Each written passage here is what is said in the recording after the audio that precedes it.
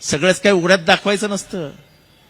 माणसाला एकांतपणा खातो कधीतरी, आणि तेच जयंत पाटलांच्या बाबतीत घडत असेल. माझी खात्री आहे की हे वाक्य ऐकल्यानंतर जयंत पाटील एखाद्या खोलीत बंद करून ढसाढसा रडले असतील, ढसाढसा रडले असतील.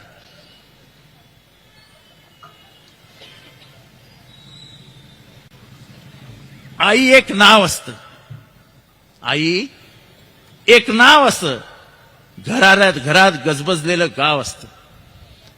सर्वात असते तेव्हा जाणवत नाही, आता नसली कुठंच तर नाही म्हणवत नाही.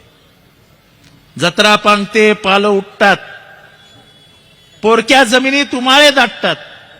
आई मनामनात तशीच ठेवून जाते काही, जीवाचे जीवालाच कळावे असे जाते देऊन काही. आई असतो एक धागा, वातीला उजेड दाखवणारा समईतला जागा. घर उजळते तेव्हा तिचं नसतं भान, विजून गेली अंधारात की सैरावायला धवायला कमी पडतं रान.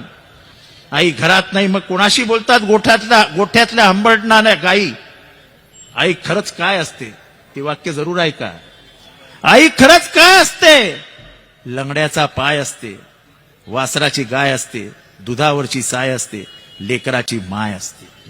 आई नसते जन्माची शिदोरी, सरतही नाही आणि उरतही नाही. मी महाराष्ट्रातल्या तमाम मातांचा माफी मागतो, या तमाम माता भगिनींची माफी मागतो की या महाराष्ट्रामध्ये असे नीच माणसं कशी काय जन्माले आले रे शिवराया. अरे तुझं राज्य आहे ना रे, जुजावणे तुमच्यावर संस्कार केलेत ना, त्या राज्य व्यवस्थेमध्ये असा माणूस. माझा प्रश्न तुम्हाला आहे राजे, हे संस्कार तुमचे नाहीत राजे. राजे हे संपवावं लागेल. राजे शक्ती दे. मी अनेक दिवसानंतर अशी सभा बघतोय, माणसं उठायला तयार नाहीयेत.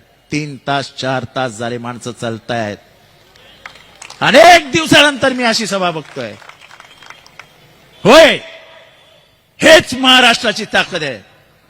आज अशी शिवरायांच्या मातृत्वाबद्दल शंका घेतल्यानंतर महाराष्ट्र पेटला होता, तसाच महाराष्ट्र जयंत पाटलांसारख्या एका नेत्याच्या मातृत्वाबद्दल जे काही अपमानित करण्यात आलंय त्याच्यानंतर देखील हा महाराष्ट्र असाच पेटेल, हा माझा विश्वास असाच वाया जाणार नाही. मी जे काय महाराष्ट्रात बघतोय